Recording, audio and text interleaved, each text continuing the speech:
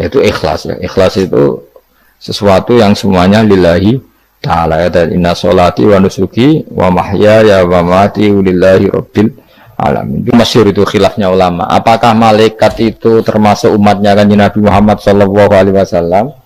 Ada ulama yang mengatakan cara pandang Nabi diutus itu untuk mensolehkan yang tidak soleh atau mensolehkan yang potensi tidak soleh. Kan orang itu ada dua, ada yang memang tidak soleh disolehkan, ada yang potensi tidak soleh, sebetulnya sudah soleh tapi potensi juga tidak soleh, terus disolehkan.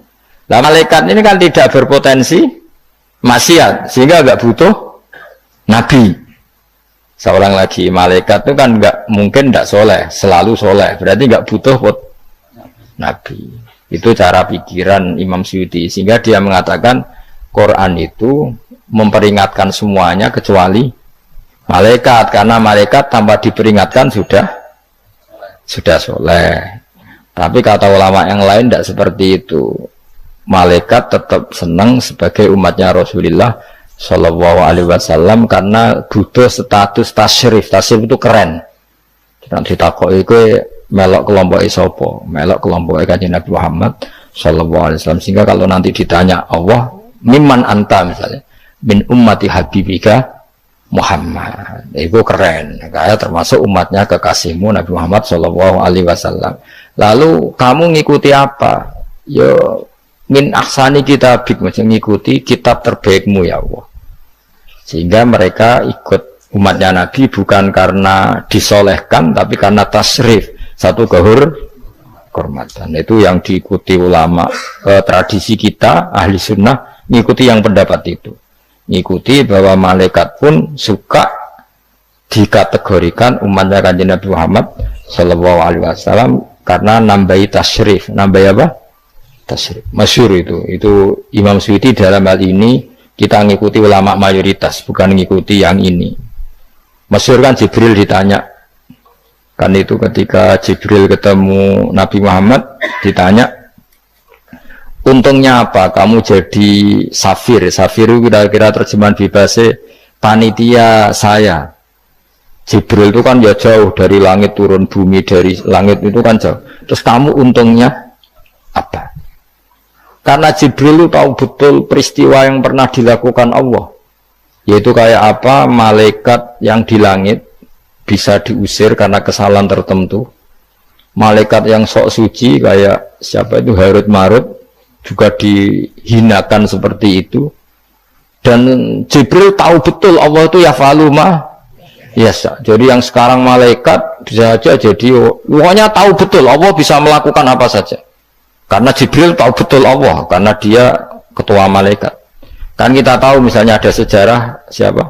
Harut Marut, dari malaikat menjadi hina seperti itu. Terus Jibril akhirnya tanya, ya sudah, Jibril punya apa? Terus ditanya Nabi, kamu untungnya apa setelah jadi safir saya, jadi panitia yang ngurusi wahyu? Terus kata malaikat Jibril, saya tidak pernah merasa aman.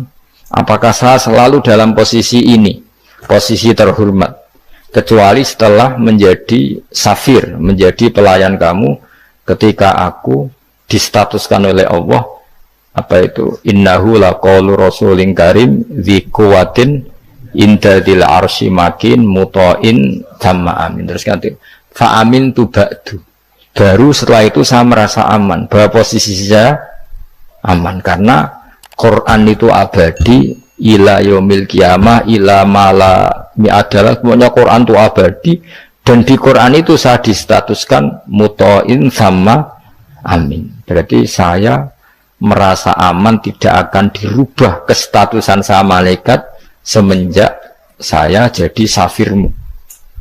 Intinya Jibril juga mendapat kehormatan karena ngitmai Quran. Paham ya? Makanya kita di sini mengatakan ini pendapat Imam Suyuti, tapi hampir semua ulama berpendapat apa? Malaikat pun ikut mendapat berkahnya kanjeng Nabi Muhammad Shallallahu Alaihi Wasallam. Jenenge apa? Berkah tasrif. Napa berkah napa? Tasrif. Jadi punya status kehormatan. Lah yang dikatakan Imam Suyuti itu murni logika. Murni logika tadi. yang namanya Quran itu memberi peringatan supaya nggak soleh menjadi soleh, dan malaikat tidak butuh itu karena sudah selalu soleh ya. Jadi itu logika saja, tapi kita berkeyakinan malaikat pun butuh, tapi untuk kehormatan.